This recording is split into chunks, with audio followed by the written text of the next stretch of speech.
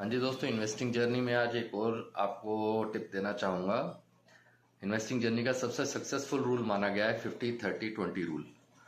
But बहुत से लोगों को ये रूल पता भी है, बट उसके बावजूद भी हम गलती कहाँ करते हैं, हमारा वेल्थ क्रिएशन क्यों नहीं हो पाता है, या जो लोग ये फील करते हैं कि नहीं म्यूचुअल फंड्स या किसी भी इन्वेस्टमेंट टूल में रातों रात अमीर बनना है, वो नहीं हो सकता। उसके लिए आपको टाइम देना पड़ेगा। बट मेन चीज़ क्या है फोकस करने वाली, कि भी हम लोगों में एक सोच का फ़र्क है। सोच का फ़र्क कैसे है कि भी हम लोग सोचते हैं पहले जो अर्निंग आई है उसमें से एक्सपेंस कर लेते हैं, उसके बाद जो बचेगा दैट वी विल इन्वेस्ट। और वो 99% केसेस में वो बचता ही नहीं है। क्यों? क्योंकि आप एक्सपेंसेस के अंदर आप लेजर भी ऐड कर रहे हो, आप ट्रैवल भी ऐड कर रहे हो, आप घूमना फिरना भी। एक्सपेंसेस मीन्स योर नेसेसिटीज़, जो आपके बिल्स हैं, जो आपके रेंट्स हैं, जो आपके ट्रैवल ऑफिस आने जाने के लिए जो आपको ट्रैवल करना है, वो है not for the picnic, not for the outing. So आपको वो चीज़ों का डिफरेंस समझना है। एंड सेकंड थिंग इज, आपने कभी नोटिस किया है, आप कोई भी चीज़ लोन पे लेते हैं, लेट से होम लोन है, कार लोन है, या आपका कोई एजुकेशन लोन है, तो क्या आप उसकी ईएमआईज मिस करते हो? नहीं करते ना। आपको पता है वो टाइम पे देनी जरूरी है, नहीं तो सिबिल भी इफेक्ट होगा या नोटिस आने शुरू हो जाएंगे और फिर वो बहुत बड़ा मेस बन जाएगा।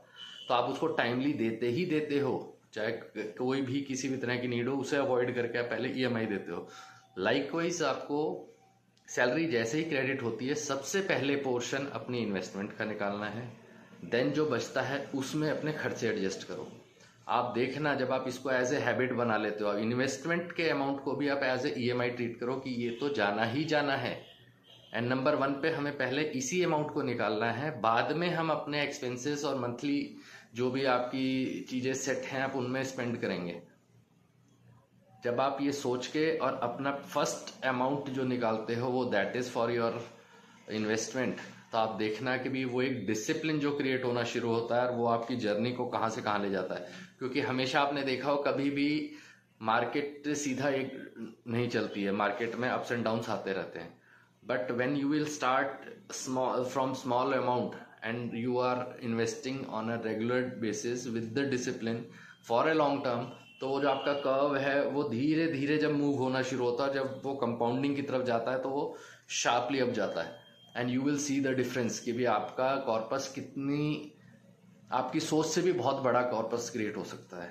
बट प्रॉब्लम कहाँ पे आती है, हम पहले एक्सपेंसेस देखते हैं और फिर इन्वेस्टमेंट सोचते हैं, जिसकी वजह से या तो वो डिले होती रहती है या वो कल पे चली जाती है। तो think about it, think wisely, invest wisely, and you will be getting your dreams come true soon। मिलते हैं नेक्स्ट वीडियो में, तब तक के लिए टेक केयर।